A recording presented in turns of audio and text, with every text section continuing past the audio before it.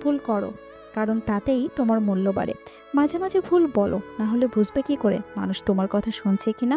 মাঝে মাঝে ভুল লেখো, তবেই সেই মানুষও মন্তব্য করবে যে আজীবন প্রতিজ্ঞা করেছে তোমার কোনো পোস্টে কমেন্ট করবে না।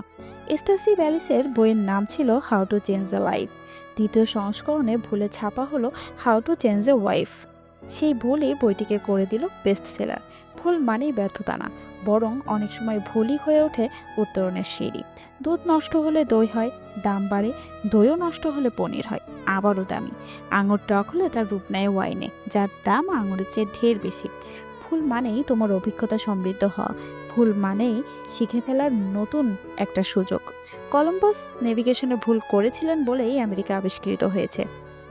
এডিসন বারবার ভুল করতেন আর তাতেই আবিষ্কার হতো নতুন কিছু। তিনি বলেছিলেন, আমি ভুল করিনি, আমি শুধু এমন 1000টা উপায় আবিষ্কার করেছি যেগুলো কাজ করেনি। একজন প্রেমিকও বলে ফেলেছিল এক অসাধারণ কথা, ভুল মানুষের প্রেমে পড়াও একটা সুযোগ, আরও ভালো কাউকে ভালোবাসা। সত্যিকারের মানুষ কখনোই পুরোপুরি নির্ভুল নয়, কারণ ভুল না করলে শেখা যায় না। তাই পেন্সিল হও, ভুল করলে ঘষে মুছে নাও, আবার শুরু করো।